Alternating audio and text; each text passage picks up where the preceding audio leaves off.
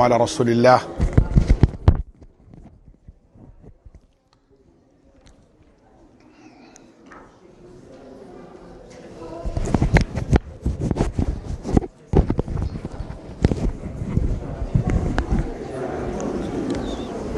بسم الله والحمد لله والصلاة والسلام على رسول الله وعلى آله وصحبه ومن والاه بعد.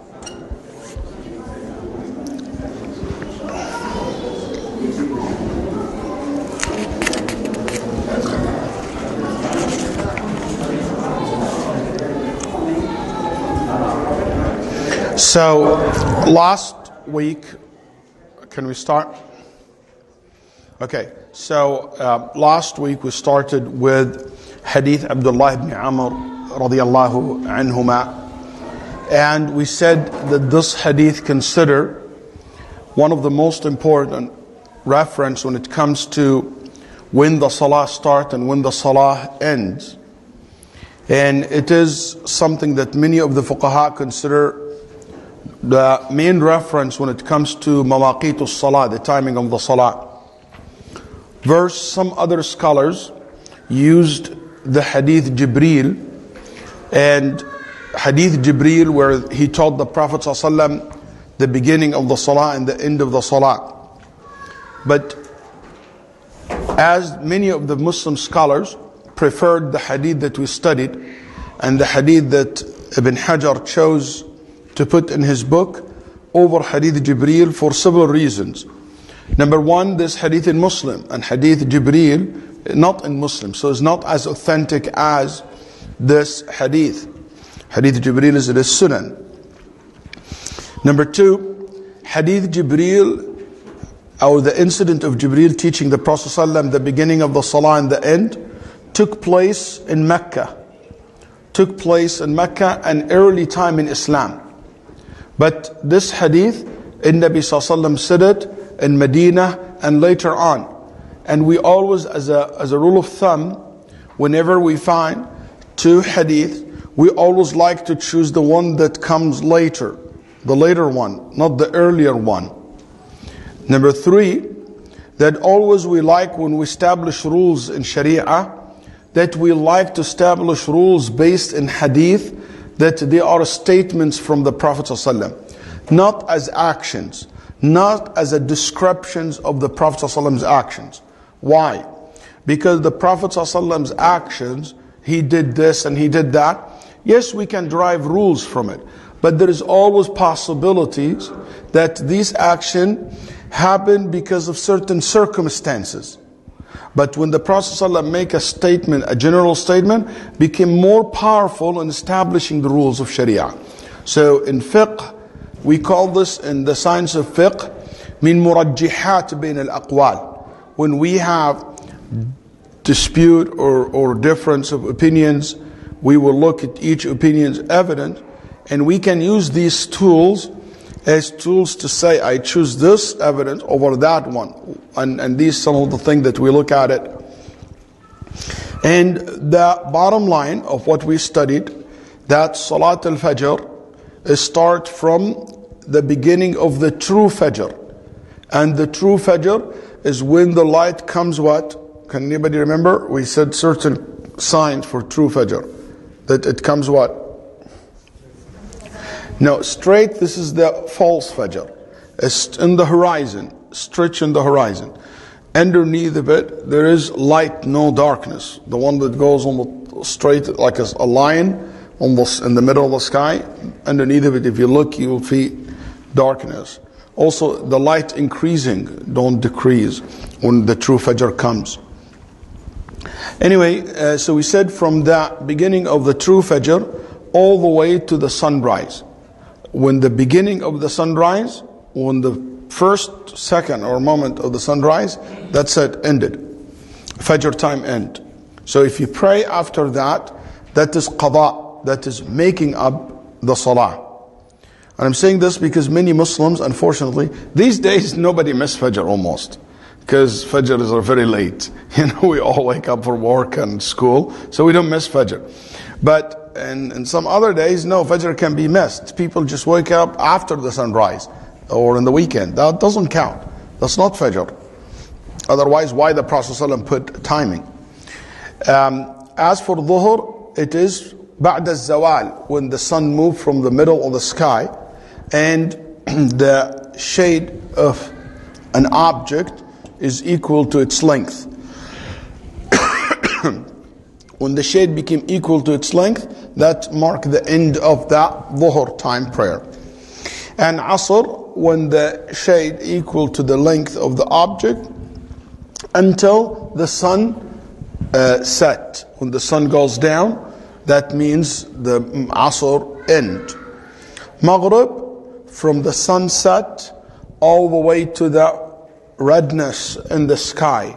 When you see that redness in the sky, when it became so red, or the red in the sky disappear, the Maghrib al-Shafaq Ahmar, when that redness in the sky disappear, in the horizon disappear, that means the Isha comes, when it became black.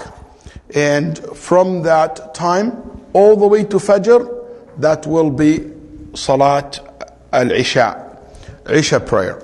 And this is, we mentioned all the debates and difference of opinion between the scholars, but for me that's the strongest, in my opinion, opinions when it comes to the timing of the Salah. There is something I want you to be aware of, very important. In between these times, we call this waqtul ada, that your Salah is on time, is in time, is in time.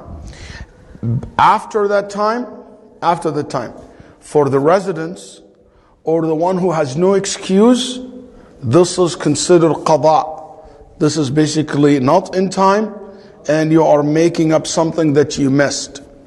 If you are traveling, you're a traveler, or you have an invalid excuse. A traveler and a valid excuse like what? Someone in exam, a police officer, somebody in custom and border, somebody doing an operation, somebody, a nurse in the operation room or in the hospital couldn't leave her basically work. Somebody in a meeting stuck in traffic. There is storm. There is many incidents. You didn't feel safe to stop to pray. For example, there will be it is permissible for you to join Dhuhr and Asr and Maghrib and Isha. We'll talk more about this. There is also a term I want you to be aware of, so you understand how there is debate between the scholars sometimes, and you wonder why this scholar said this and why this scholar said that. There is something in the Muslim jurists, they يقولون هناك وقت الوجوب وهناك وقت الإجزاء. There is two terms important to remember. وقت الوجوب, when the act of worship became obligatory on you. When the salah became obligatory on you. And there is a time when the salah is allowed for you to perform. So there is when it became must to do, and when it is, it's not must yet. If you want to do it, you can do it. They call this waqtul wujub and waqtul ijza. Some use another term, al-waqtul muwassa' wal-mudayya. When you have no time to do the act of worship, it's very, Ammar, how would you translate the best way? Waqtum muwassa' waqtum mudayyak. When the time is critical, or the time is restricted. No, restricted. Mudayyak, it's very critical, very crucial that you do the salah right now. Or the time is relaxed. With examples, things became more clear. Allahu Akbar, Allahu Akbar. That's the adhan of Dhuhr. When you hear the adhan, do you have to pray? Or you have all the way until Asr?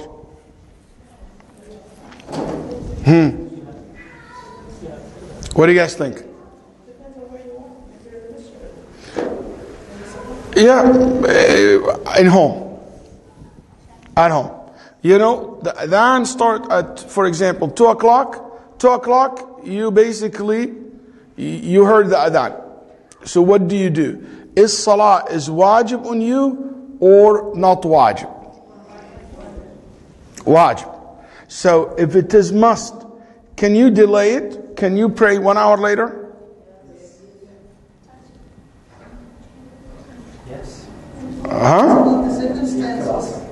You have until Asr.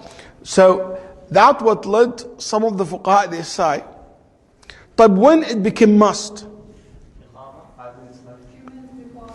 Few minutes before what? Before Asr time. So the Hanafi, the Maliki said, Dhuhr became must in the last minute or so in Dhuhr time, which is enough to just to say Allahu Akbar. How long it takes that? Allah, which is takbir, to enter the salah. Because if you say Allahu Akbar before Asr, you did it on time, in time. You did it in time. You following? Or some of them, there is debate among the Hanafi and Malik. I'm not going to get you into this. Some of them said, no, not only Allahu Akbar, it has to be ruku'. Allahu Akbar, Fatiha, then you make ruku' and you write. That's where some said, no, you have to do one rak'ah. Some said, you have to do 3 rak'ahs. So don't worry about these 3, why everyone said that. But anyway, so they said, the last minutes of the time, that when salah is must. And they said, this waqt mudayyak, this is a crucial time, a critical time for the salah. Must be done. So before that, they said, it is allowed for you to pray right at the beginning, or 1 hour later, or 1.5 hours later. It's allowed.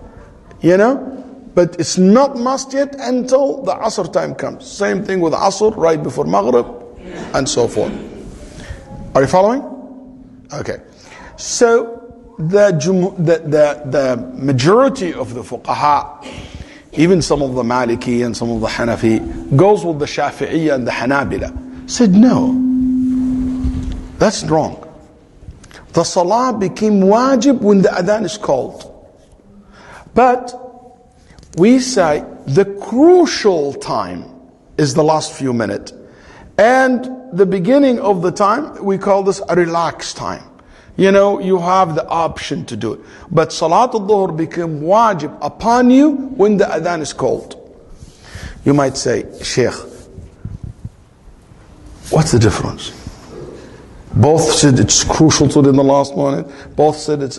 No. There is a big difference between the two. It's like the difference between East and West. Like Dallas and Houston. There's big difference between the two. Why? Because those who said the salah became wajib at the last minute, they say the wujub will not be connected to you until that moment comes. So let's say a sister who got her period half an hour after Dhuhr. The Hanafi and the Maliki said she doesn't need to pray Dhuhr, because Dhuhr is not obligatory on her yet. But if she got her period 1 or 2 minutes before Asr, it must pray Dhuhr that day, when she finished her period. You got it? The Jumhur said no. If Dhuhr comes and the adhan call and she doesn't have a period, that means what? She has to make this Dhuhr when she finished her period later on. It's because of that. The same thing, they said with anyone who has an excuse. For instance, if somebody fainted or did an operation, they put you in sleep, or a woman got her contractions to deliver the baby. They said if the delivery and the blood started after adhan, according to the majority, she has to make up that salah later on. The Hanafi and Maliki said no, because it's not wajib on her yet until the last few minutes of the Dhuhr or Asr or Maghrib. Did he get it? So that's where Thamaratul Khilaf. That's where when you look into books of fiqh, somebody said, oh, she has to make the salah. Somebody said, no. Because they have a different way of looking at when it really became wajib. And I will be, my personal always fatwa is towards the Hanafi and the Maliki's positions. And Allah subhanahu wa ta'ala knows best. I'm not going to go in too many details because I don't want to lose more of you more and more every class. So, or keep it still detailed, but detailed enough. Yes? I would like to know the azan, it is the same application when it is on the phone or directly from the masjid? Because we all have sometimes phones bringing the azan. So when you hear that, you will have to hear at this time. So if you hear the adhan in the masjid and you have in your phone different time, let's make it this as the standard. The standard is the adhan according to the sign that I just described to you. You know, these signs would determine that, but practically these signs almost impossible to check in modern days, you know, in the regular days. That's right. You're not going to go put a object, see, oh, the shade is double or not. Nobody really have the time or knows how to do that. In this case, if the difference happened because there is different methodologies of calculating the salah between one method and another. So, for example, al-Qura methodology is different than the North America ISNA methodology. Then you have another, Rabit al-Islami, they have another methodology. And I will explain this in a little bit. So, it could be the reason that your phone is different than the masjid, because the masjid follow different methodology. For example, they follow al-Qura, and your phone follow ISNA, or program based on ISNA. Even if your phone, you look in the setting, which setting you want. Al-Qura, ISNA, there's like 4, 5, 6, Al-Ghayri, there's maybe 5 different methodologies. And some of them can be 25 minutes different between the two. In Salat al-Fajr, 25 minutes different, 13, 15, 20 minutes difference when it comes to Isha prayer. And I'll talk about this right, I'm going to go right to it after, in a few minutes. I'll explain to you. But what if it's not? It's just a matter of 1 minute or 2 minutes. If you know the mu'adhin, that he make the adhan accord, like this is the mu'adhin of the masjid. Okay? And you know that he cares about the adhan. I will follow the mu'adhin because I trust him. I don't need to double check. Like in my masjid, I have a brother's name, Azad. Okay? MashaAllah. He is so accurate. He cares so much. I trust him more than my watch, my app. So if you call them, but if you come to a masjid, I don't know about this masjid, if they have someone who's in charge of adhan. If no one in charge of the adhan, there's no position to call mu'adhin in this place, I wouldn't trust. Why? Because I don't know the people. I will double check.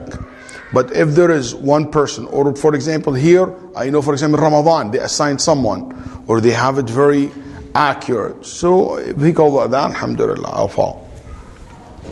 Salat al-Fajr has 3 names came in the Quran and Sunnah. Can anyone tell me what are the names? I give you one of them.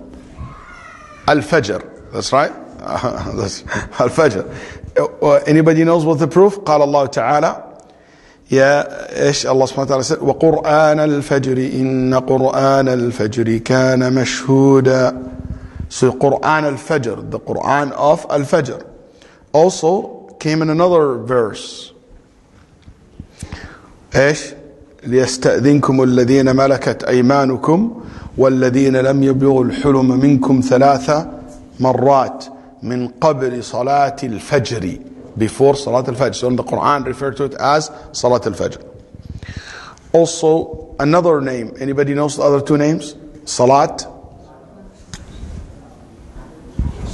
As-Subh And Nabi sallallahu said, وَقْتُ صَلَاةِ الصُّبْحِ مِنْ طُلُوعِ الْفَجْرِ. The hadith we just read, okay? Before this one. The time of Salat al-Subh. Al-Subh, it means the Sabah, which is the morning. Also another name, third name. Anybody knows? Salat al-Ghadat. Salat al-Ghadat. Inshallah, we read this hadith today. Kana an Abi Barzat al-Aslami. He said that the Nabi sallallahu alaihi wasallam kana yansarif أو ينفتل من صلاة الغداة حين يعرف الرجل جليسه. النبي صلى الله عليه وسلم finished صلاة الغداة and we still recognize one another. And we can see each other. So صلاة الغداة, it means the Fajr. And I mentioned this just in case you ever come across, if you're Shafi'i, for example, little to kind of challenge you a little bit. Because Imam al-Shafi'i rahimahullah, he disliked calling Salat al-Fajr Salat al-Ghadat. كان يكره أن يقال صلاة الغداة.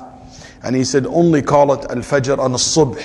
And I don't think this is well stands with the hadith in al-Bukhari or Muslim that he said كان ينفلت من صلاة الغداة. The Sahaba radiallahu anhum used that name. Is Salat al-Fajr a night prayer or a morning prayer? It's considered part of the night, part of the day. Morning. Anybody else? Why morning, sister? After the second half of the night. But after the second half of the night, still night. The last 1/3 of the night Is a night. Because when Salat al-Fajr start? After the Fajr comes. And the Fajr, it means morning. Okay? And you remember we said Salat al-Fajr is basically what? In the middle. Is in the middle. That's right? So that means it's in the middle between the night prayers and basically what is after that.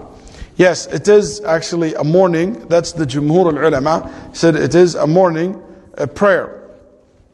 Why?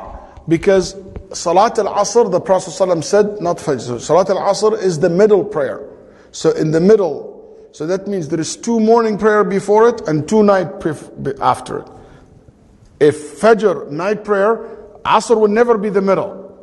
It means 3 night and and 1 morning before it, 3 night after. It's not like that. So the Nabi Sallallahu Alaihi Wasallam said Salat al-Asr is the middle prayer. So that means 2 prayers belong to the night after it and 2 prayer belong to the morning before it. What we do when Isha is very late?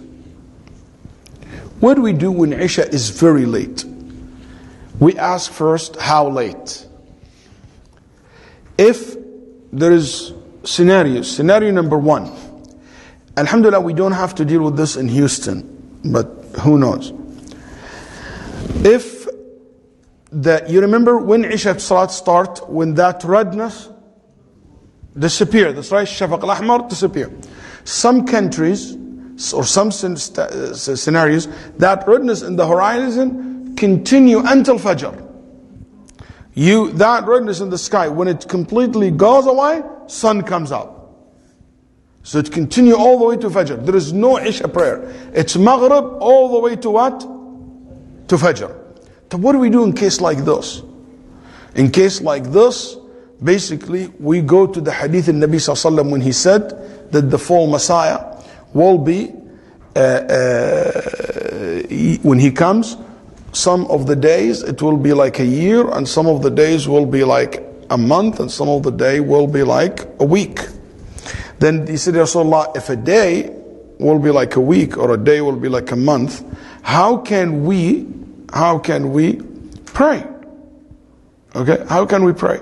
So the Prophet ﷺ told them, "Uqduru lahu qadra." Imagine one day like a week or one day like a month. How can you divide the salah? Then the Nabi sallallahu alaihi wasallam said, "Uqduru lahu qadra." What that means, يعني, make an estimate. Okay? So there is a famous Hanafi scholars have a nice comment on it. I'm just quoting him because I liked it when I was researching and I come across it. Al-Haskafi, Al-Hanafi, Alauddin. He said, وَهَذَا مِثْلَ بِلَادِ الْبُلْغَارِ. He said, it's like Al-Bulghar, which country? Anybody knows? Bulgaria. There's no Bulgaria today. That's old news. I mean, you have to be like really old to remember that name. Bulgaria, or what today is the Serbia, and like basically he talked about the northern country in Europe. He said the Fajr there in 40 days or in 40 nights, the Fajr is connected to Maghrib. There is no Isha. And he said in the winter, but Ibn Abdin said no, it's in the summer. And Ibn Abdin is smart, he's correct, because night in the winter are short. That's right. Actually, night in the summer is long, and it continues from Maghrib all the way to Fajr. Anyway, so he mentioned that, and he said what to do in a case like this. He said in a case like this, what you do, you start making an estimate. This estimate based on what? We say, how long is the time from Fajr to Dhuhr? 6 hours, 9 hours? How much from Dhuhr to Asr? 6 hours? How much from Asr to Maghrib? 4 hours?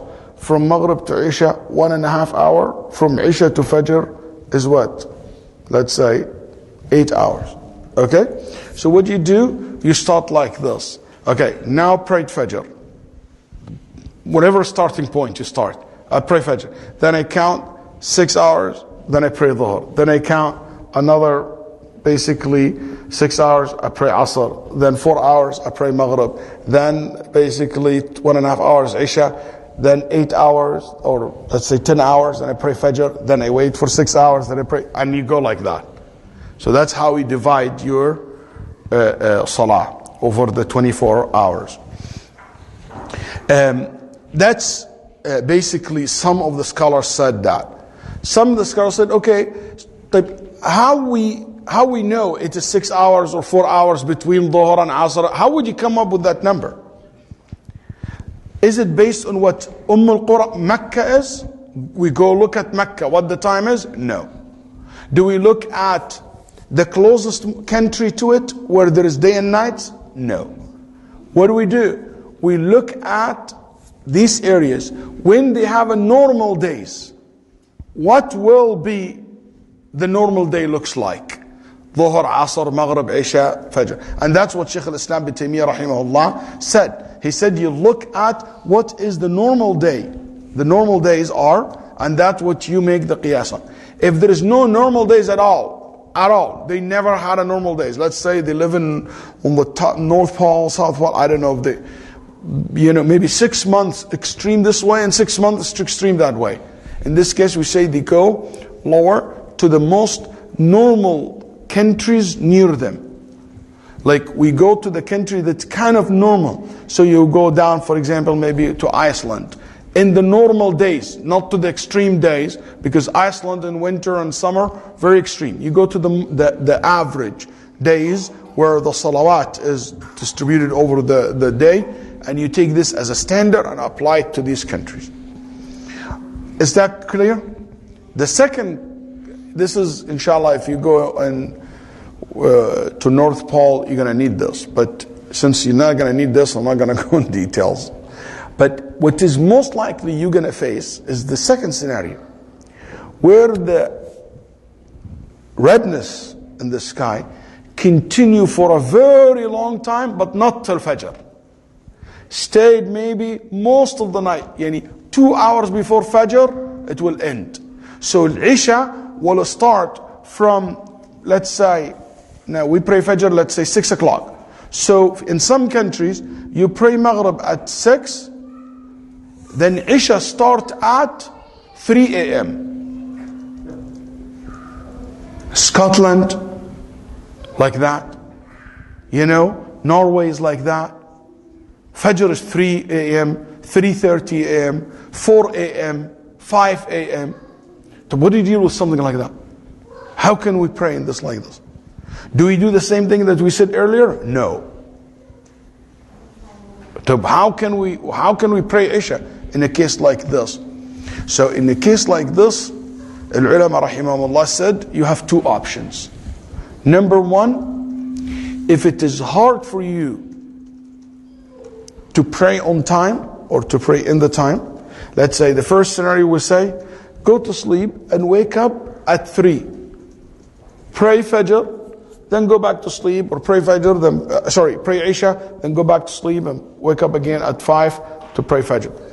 Or delay Fajr all the way to near Isha, all the way to near Fajr. So let's say Fajr at 5, wake up at 4 o'clock or 4:30, pray Isha, wait half an hour, pray Fajr, then start your day. He said, no, that's hard for me, I can't do that. It's not an option. You know, sometimes it is 2 a.m. and I have a work tomorrow and Fajr like 5 o'clock. It's just not working for me. We said, if this is the case, you pray Maghrib and Isha together. You combine the two prayers. Okay? So we said, alhamdulillah, it's easy. Shaykh, for 6 months, for 6 months. For 3 months, for 3 months. But we say, the days in the weekend where you can go to sleep and you wake up, there is no work, okay, or school. You go to sleep in the weekend and you try to put the alarm so you wake up in the late, then you pray Isha on time or in the time, then you go back to basically pray Fajr, then you come back to sleep. But you should make number one option is to pray in time. Yeah, I sleep, if I can't, if this is hard for me. What determines hardship? Who's going to determine if this is hard or not? We say you. Nobody else can determine that. Because people are different. You know, and alhamdulillah, things are easy. Don't worry. Things are easy. You don't need to worry at all. But what should a masjid do? Or what should the masjid do? What should a masjid do? Very good. The masjid will do according to the jama'ah. What the majority of people want and can accommodate. Why? Because we're going to study right now في الحديث النبي صلى الله عليه وسلم in Isha, he make it early when they come, and if they can stay late, he will make it late according to the group. So he see what is possible. طيب, let's say in the masjid they decide to combine, but you can go to sleep and wake up later in the night and pray in time. We say you wait until you wake up and you pray in time, on the right time. Al-ulama rahimahumullah said that it is proven that the Nabi sallallahu alayhi wasallam combined between Dhuhr and Asr and Maghrib and Isha, not because of traveling and not because of rain. He did this to make it easy for us. And this hadith Ibn Abbas radiallahu anhu wa ardah. And the hadith said, Abu Zubayr, he said, I asked Sa'id Ibn Jubayr, why this has happened? Okay? Why the combine happened? Sa'id Jubayr said, I asked Ibn Abbas the same reason, the same question. And Ibn Abbas told me the reason the Prophet ﷺ combined between Dhuhr and Asr and Maghrib and Isha is to make it easy for the Ummah. It make it easy for the Muslims Ummah. And no doubt, and this is a hadith authentic, even though, so we can be also honest, the vast majority of the Muslim jurists do not allow combining between two prayers unless in the case of traveling, or some of them for rain. But just because I'm stuck in traffic or I have a work or like this kind of reason or exam, they will not allow. They're very strict about it, the vast majority. And to show you how this is so serious in according to the fuqaha, at Tirmidhi reported the hadith of Ibn Abbas. I just told you, Nabi Sallam combined between Dhuhr and Asr and Maghrib and Isha. Why? Because he doesn't want to make it hard for no reason. but the only reason he want to make it easy for his ummah. Tirmidhi rahimahullah said,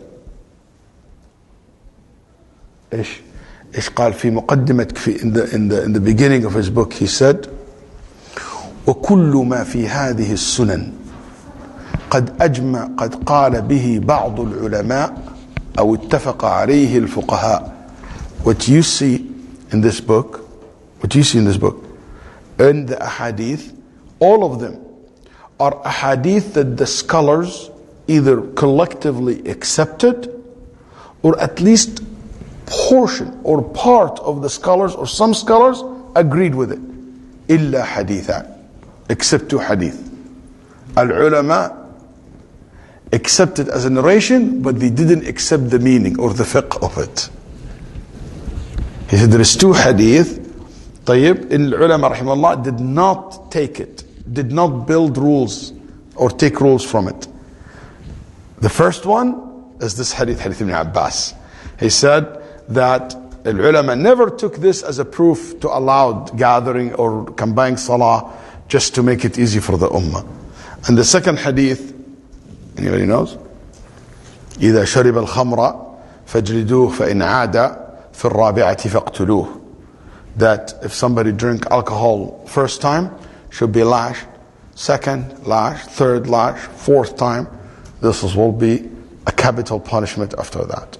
He said no one from the fuqaha ever follow that. They consider this is not acceptable ruling. And why? For other evidence that they have, they consider it more strong. So he said, everything in my book, you will find the ulama accepted and mention it all collectively, all of them, or big, or majority of them, or at least good portion of them. Except these two hadith, none of the ulama, as Tirmidhi knows, has accepted. But you know what? He's wrong. Because Ibn Mundhir said you are allowed to combine between prayers even if there is no rain, even if there is no traveling, if there is a circumstance where a salah on time for you, dhuhr or asr, is hard. And Ibn Mundhir from the Shafi'i scholars. Ashhab, one of the great Maliki scholars, said the same thing. And before that, Ibn Shubruma. And before that, Sa'id ibn Musayyib. Ibn Sirin give that fatwa. And Sa'id ibn Jubayr give that fatwa. And Ibn Abbas give this. So that's not true to say that ulama didn't follow that hadith or didn't accept that narration. You know? That's why ulama rahimahullah, Shaykh al-Islam also accepted that opinion, but Ibn Taymiyyah came later on. Ibn Taymiyyah rahimahullah said it is allowed for you to combine between prayers if the things will make easy for you, as long as you don't make it regular habit. You don't khalas cancel dhuhr and asr, became one salah. No.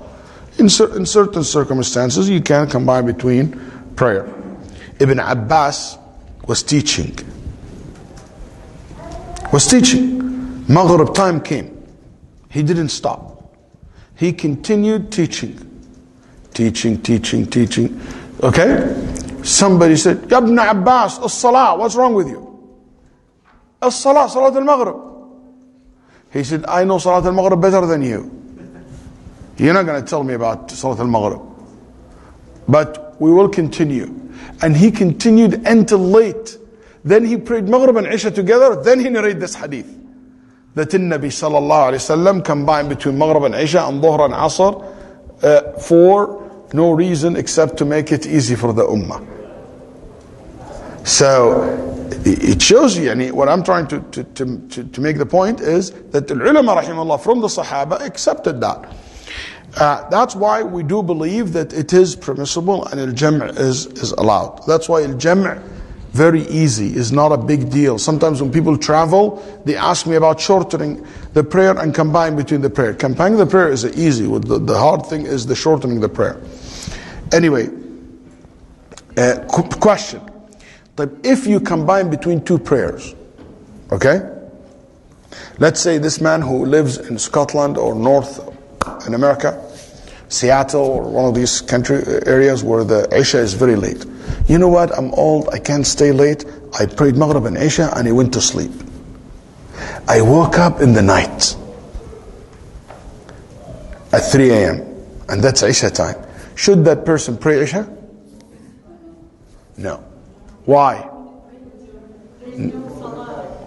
Because you only pray what?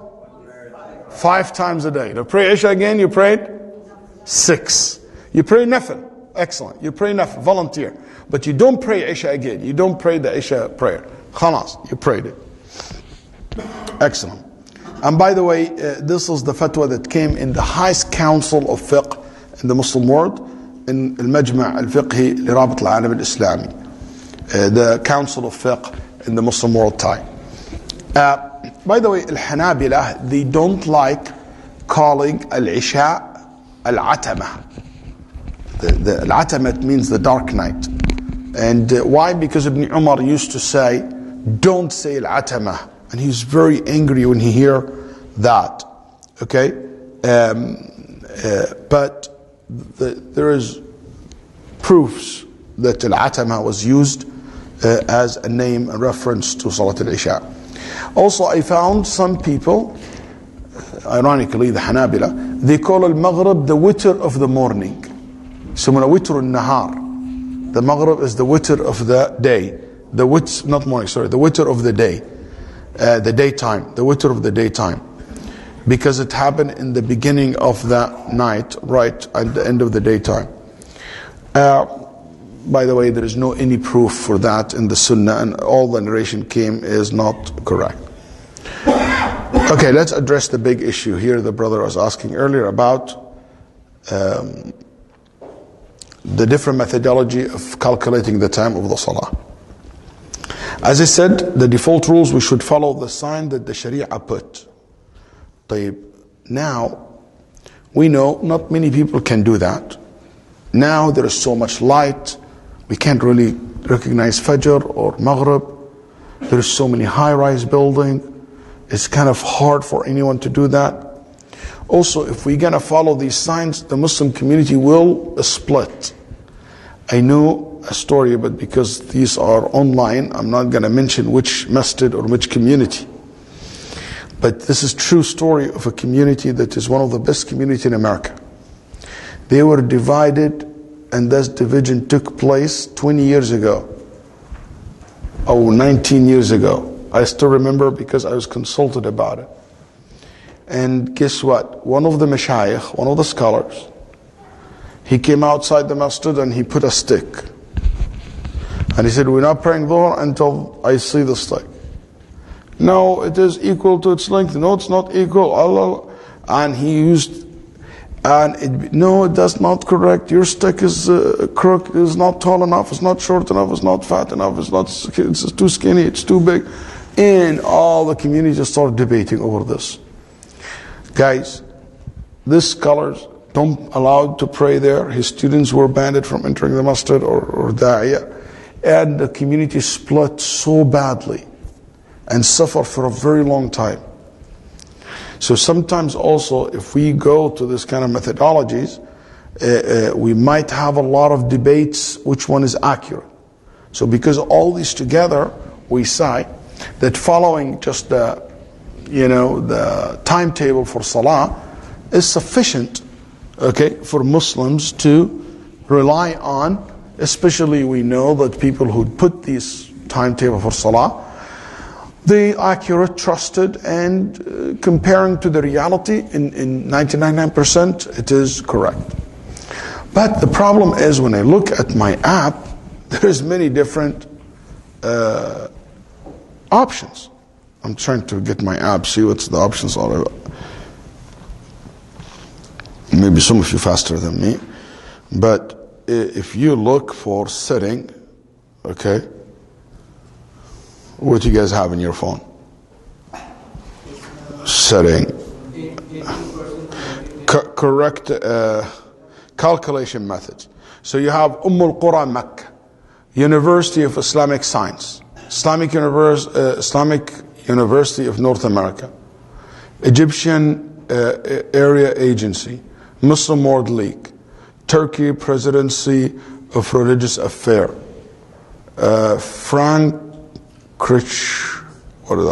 Russian Muslim Council, custom. You make your own, okay? So which one of these ones you follow? Okay, so to make it easy for you, my recommendation for you is to follow the one that's known as ISNA. Known as ISNA. Should I tell you something funny about ISNA? Calculating methods. So, ISNA do not issue fatwa. ISNA do not issue any religious declaration or decide when the salah. ISNA is an activist group. It's an organization. Okay? So, who issue the fatwas that ISNA rely on? Some they call the Fiqh Council of North America. So the Fiqh Council of North America, like long time ago, I don't know how many years, decades ago, they decided in certain methods of calculating, okay, the time of the salah. And then recently they gathered, then they said, by the way, where we came up with these numbers from? Like, who put that methodology? Not a single member of the council could remember who came up with that opinion. Even the oldest among them, Dr. Muzammil Siddiqui himself, he said, I don't know. But you were there from the beginning. I don't remember. So actually, they have no clue how this born.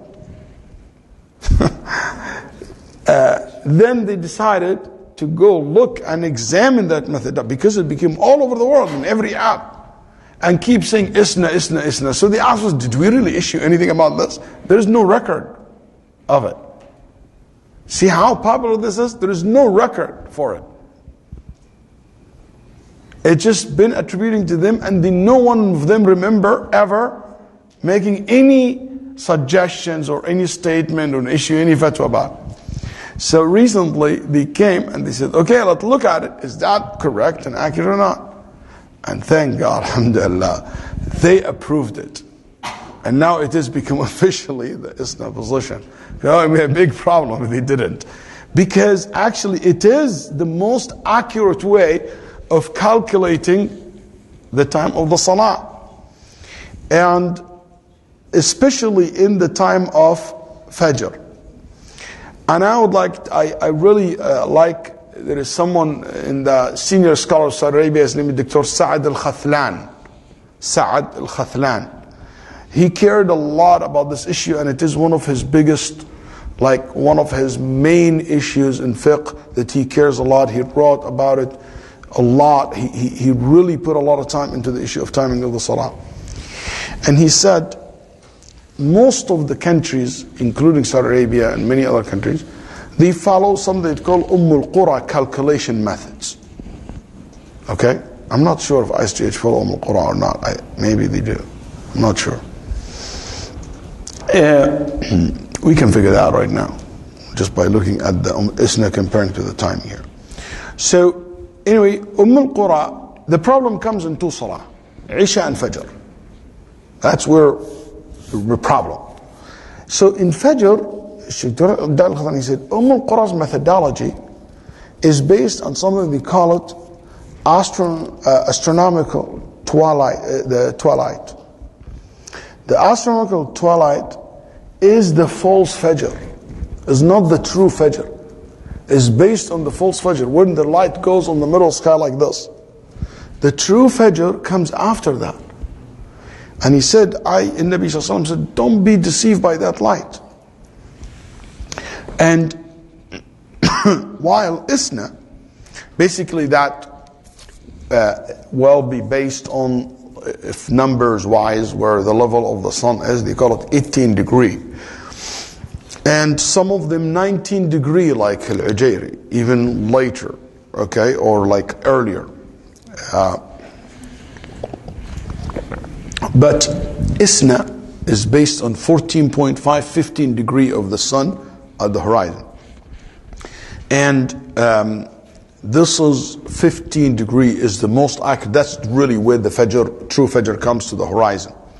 The difference between Qura and ISNA from 15 to 23 minutes based on the season. from 15 to 23 minutes. Yani if you follow the isna, that means if you pray according to al-Qura, your salah is not valid. Fajr. Because that's not accurate. I will recognize you. Just give me a minute to finish my point. Okay? And that's serious. That's a very serious issue.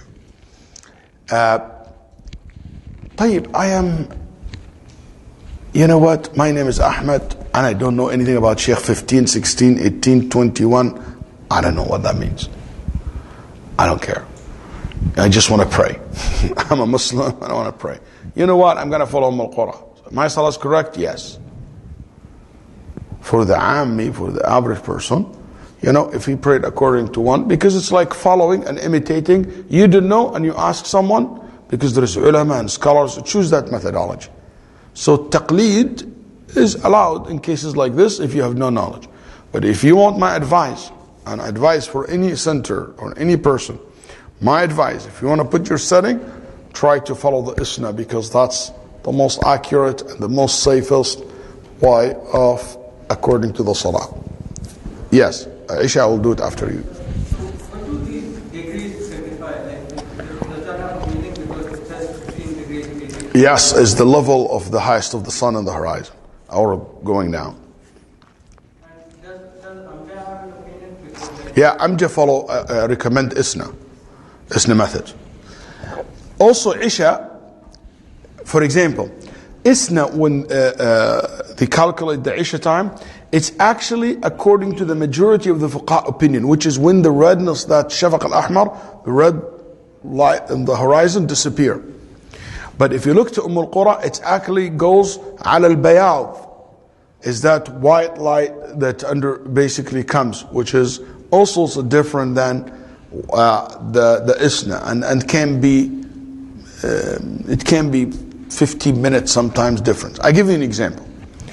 In February 26, 2019, okay, al-Qura timetable for Salah says Fajr start at 5:29.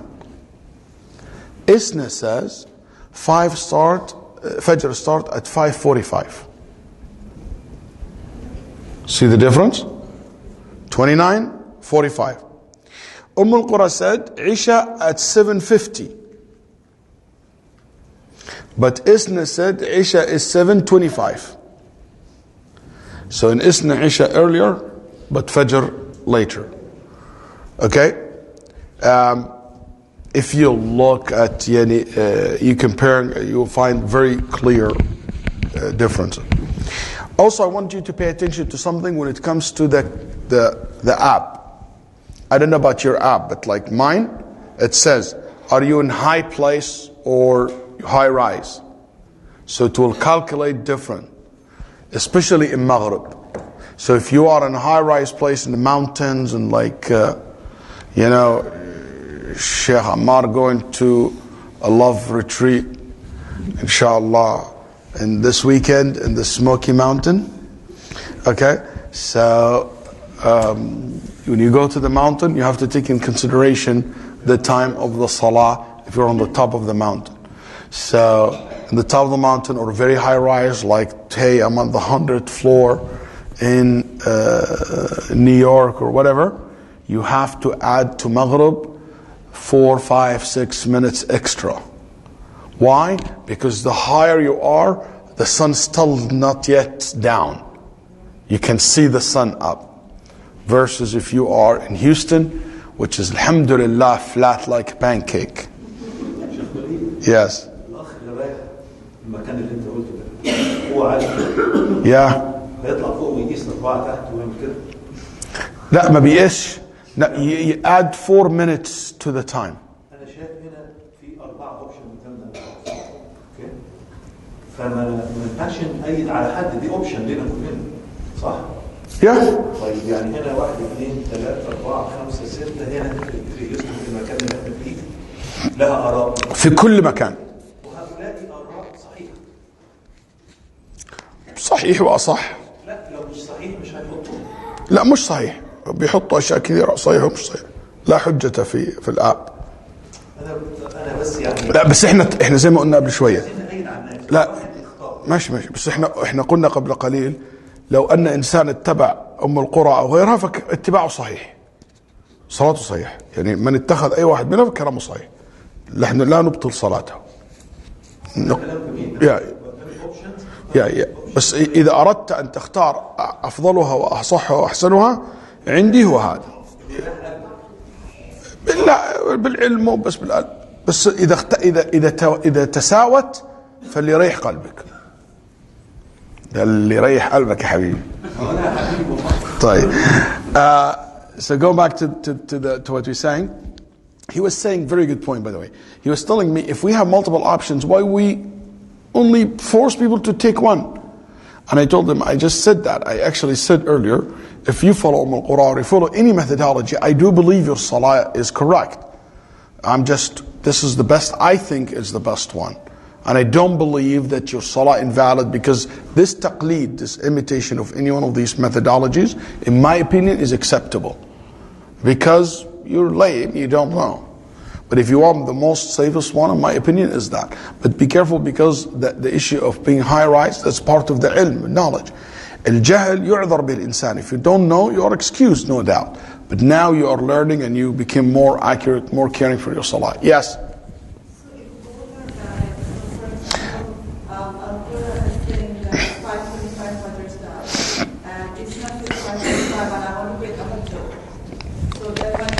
Yeah, when we say both valid, it doesn't mean both valid in themselves. There's one of them correct and one of them wrong. But it is valid for you because you imitate, because Allah subhanahu wa ta'ala does not hold us, do not judge us based on the truth in itself. Otherwise we all go to hell. Astaghfirullah. Allah لا يحاسبنا على الحق في ذاته. أنا ما نعتقد أنه حق. It's what we believe is true. So if I do believe that this is true, and that's my best judgment, that's my best, ability, Allah accept from me. Even if it's in itself wrong. That's why Nabi sallallahu alaihi wasallam said, إذا اجتهد الحاكم فأخطأ فله أجر. If a person, make an opinion, and he is wrong, so is wrong, he still gets reward. But that wrong cannot be called correct or truth. You see? So it is still wrong, but you're still excused and rewarded and acceptable from you. So that's why I said, because we don't have that, we're not experts really to know, is it 15, 13, 18. So alhamdulillah, if I took one, that's why whatever methodology you're going to follow, you stick with it. You can jump. You know what? For me, Fajr is better according to Isna. But I'm going to switch for Isha because that's, fits me more and stuff like that. No, you can't do that. But you could jump from one to another based on the differences, Oh, mashallah, this one make iftar earlier, the other one make suhoor later. So that's not the standard where I am making. But let's say somebody told me, Sheikh, I did this. Let's say I made that suhoor, I made iftar by mistake. Even me as Walid, who follow Isna. شوفوا هذه رحمة الخلاف. This is the rahmah of al-khilaf. شوف, even I believe that this is the right opinion. But you came to me and you asked me, and I found there is other fuqaha said something else that can consider your action correct. I tell you, you fine. Why? Because that's an opinion and valid opinion. And that's what we allowed في اتباع الرخص. We allowed following the rukhas after the actions, not before the actions. we follow rukhas al-fuqaha بعد الفعل وليس قبل. After the fact, I can find rukhsa, an opinion that validates what you did. But I don't do that before I do. Before I do, because that following desires, which is ulama, all of them قالوا بحرمته. All of them said it's not allowed. Anyway, going back to the point. May I ask just very quick question? In fact, I know you explained it very well and we appreciate that. But الفجر امتى يبقى لحد امتى؟ Until the sunrise. easy way ما تقولش الخط الاحمر. لا لا, until the sunrise, the easy way. هنا مثلا بيقول لحد الشروق. Is that right? It's 1 hour between. Yeah, الشروق يعني هذا sunrise. هو الشروق. So if we all follow our phone time, الفجر بيبدأ هو never and then end عند الشروق. Yeah, when the sun comes out خلاص. إذا أشرقت الشمس خلاص. انتهى وقت الفجر. Also, this hadith shows you that as-salat has a beginning and end. If a salah has a beginning and end, it means you don't allow to do the salah outside the time. Let's read the next hadith. Yalla, bismillah. Question? Yeah, go ahead. You say, so sunrise is when the sun first appears. First appear. What is the sunset? When the sun goes down. When the sun Completely. goes down, Yeah. or the first No, part? completely. Completely. Yeah, good point.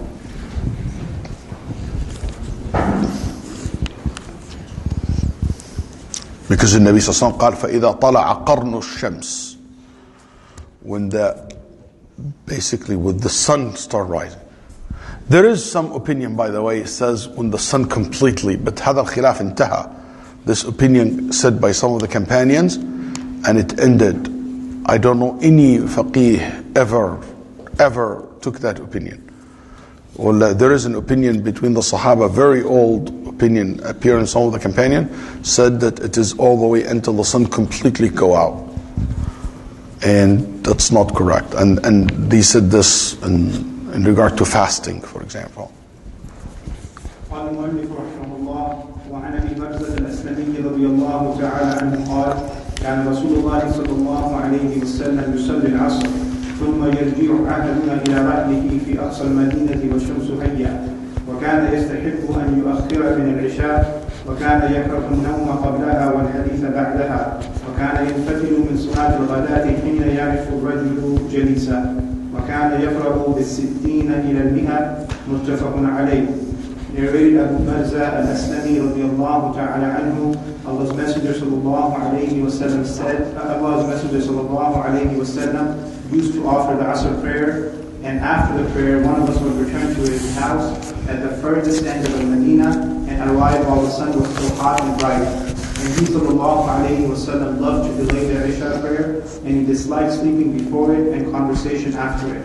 After the Fajr prayer, he used to leave when a man could recognize the one sitting beside him, and he used to recite between 60 to 100 verses of the Quran in the Fajr prayer agreed upon. وعندهما وعندهما من حديث جابر والعشاء أحيانا يقدمها وأحيانا يؤخرها إذا راهم اجتمعوا أجل وإذا راهم حتوا أبقى والصبح كان النبي صلى الله عليه وسلم يصليها بغلس. Narrated Jabir radiyallahu ta'ala anhu in the version of Al-Bukhari and Muslim, the Prophet sallallahu alayhi wa sallam used to advance the Isha prayer sometimes and delay it at other times. When he saw the people assembled for the Isha prayer, he would pray early, and if the people delayed, he would delay the prayer. And the Prophet sallallahu alayhi wa sallam used to offer the Fajr prayer when it was still dark. Yeah, ولمسلم ولمسلم من حديث أبي موسى فأقام الفجر حين انشق الفجر. انشق الفجر طلع أول ما طلع. Yes. والناس لا يكاد يعرف بعضهم بعضا. Narrated Abu Musa radiyallahu ta'ala anhu in another version of Muslim, he sallallahu alayhi wa sallam offered the Fajr prayer at daybreak when the people could hardly recognize one another. Okay. This hadith, Abi Barzah al-Aslami radiyallahu anhu,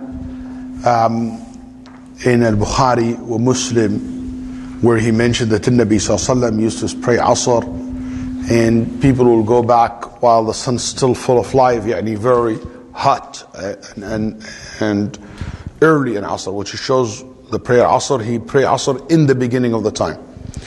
Abu Barzah is a kunya, is a nickname. Al-Aslami, this tribe, his name is Nadlah ibn Ubaidillah ibn Ubaid, or Nadlah ibn Amr, and he became a companion to the Prophet sallallahu alaihi wasallam, and rawa, and he narrated many ahadith from the Prophet sallallahu alaihi wasallam. And the most known narrator from him, and I mention this for a reason, is the one who narrated most of Abi Barzah's narrations, his son Al-Mughira, and his granddaughter Munayyah bint Ubayd. And I'm also mentioning this to show you that the scholar and the person should care for his family member. So most of the people who took his knowledge and spread his knowledge, actually his own family, his granddaughter and his son. He became Muslim in a very early time, and he witnessed the conquered of Mecca, and he witnessed Khaybar, and he has so many stories, but I just want to share the story related to this hadith. Once he was standing in the bank of the river in Al-Ahwaz, which is a place in Iraq. And Abu Burza came. He said, we were sitting by the bank of the river, or by the river in Al-Ahwaz. And Abu Burza radiallahu anhu, Abu Burza al-Aslami, came on a horse. And he said, he entered Salat al-Asr. Then a man said, look at this man, what he's doing. Look at this old man, what he's doing. Abu Barza came, took off from the horse, and he prayed. When he prayed, his horse started what? Moving. All of a sudden, Abu Barza radiallahu anhu, Abu Barza walked, and he walked straight towards the Qibla. فأخذ يتبعها في اتجاه القبلة. Walked behind the horse until he cut the horse. And he cut the horse, then he continued the prayer. So the man said, look at this old man, doesn't know how to pray. Anybody pray, move like this? You're on prayer. What kind of prayer is that? And they basically criticized what he said, what he did. He heard them. قال فانفلت من صلاته. When he finished his salah, قال ما عنفني أحد منذ فارقت رسول الله صلى الله عليه وسلم غير ذلك. You the first one ever since the Prophet صلى الله عليه وسلم died, ever said something bad about my salah. Nobody in my life ever said something bad about my salah since I was with the Prophet صلى الله عليه وسلم time. I'm an old man. ومنزلي متراخ بعيد. And my home is far. ولو أقبلت على صلاتي وتركت فرسي. If I pray and I ignore the horse, then I try to catch my horse later on.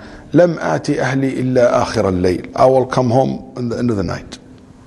And I'm an old man, I can't do that. Listen to this. To support what our brother was saying earlier. Kind of.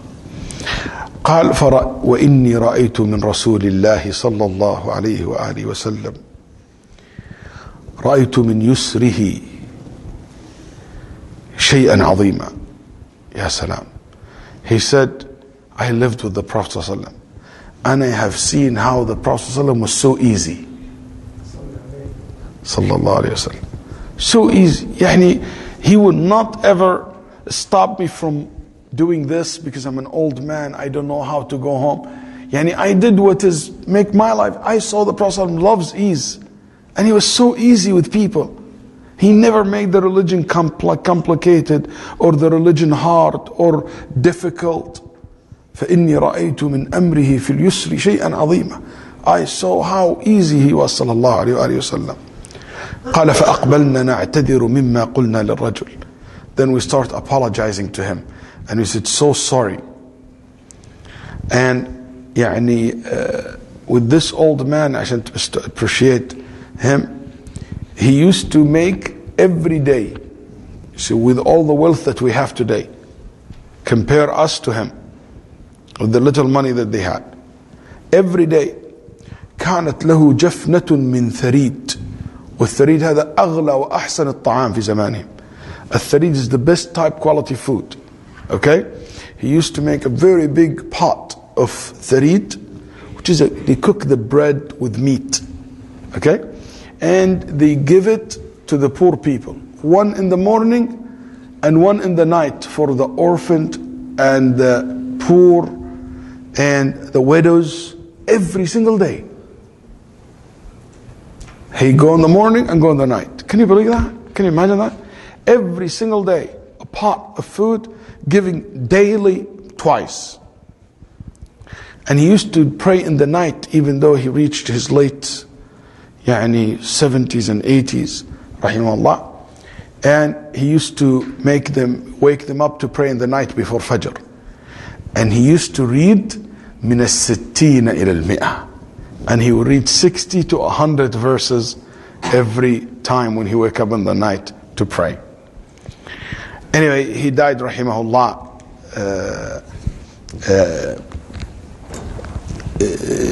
Nobody knows exactly when he died, but he died around 60 Hijri, and some said 64, some said in Basra, some said in Iraq, some said in Maram in Iran. Allah subhanahu wa ta'ala knows where he died. Anyway, this hadith Abu Barzah al-Aslami in al-Bukhari, and has a story that Sayyar ibn Salama Abu al-Minhal came to Abu Barzah, and he said, I came with my father to Abu Barzah al-Aslami, and my father asked him, he said to him, كيف كان رسول الله صلى الله عليه وسلم يصلي المكتوبة?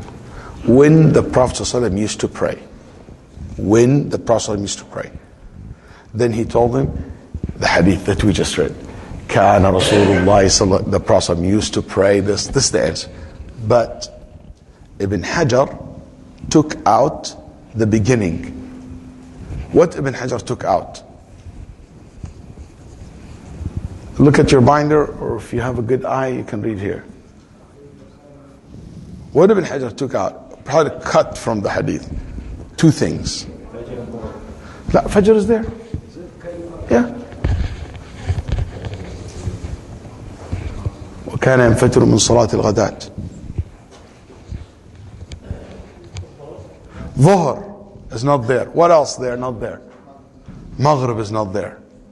So the hadith in Sahih al-Bukhari, if you go to Sahih al-Bukhari, this hadith, it mentioned Dhuhr, but Ibn Hajar didn't mention it. Okay? Didn't mention it. Most likely because Dhuhr is agreed upon between all the fuqaha when it should be prayed. So it was not really a big of deal. He said, كان يصلي الهجير التين تدعونها الأولى حين تضحد الشمس ويصلي العصر. So that's how it starts. Also, if you look at the narration, the narrator from Abu Barzah said, I forgot what Abu Barzah said about Maghrib. He said, I forgot, what did he say about Maghrib? The narrator himself. He said, I forgot what Abu Barzah told us about, what Abu Barzah said about Maghrib. But actually in another narration, one of the narrators remembered. And this is in Musnad Imam Ahmad min طريق شعبة ibn al-Hajjaj, or Hajjaj and Shu'bah. He said that Nabi sallallahu alayhi wa sallam said, he said, and Jabir and Abu Barzah, and I forgot what Abu Barzah said about Maghrib. Kida stated it like that. Anyway, adhan? Okay. Salah? What is the adhan? I don't know. See, you can't trust the adhan here. Wow. That means something, that's right. What that means? That I'm enjoying myself. That I didn't even felt that it is already 1 hour and 15 minutes. I hope you did. Okay, so we will stop here, inshallah ta'ala, next week.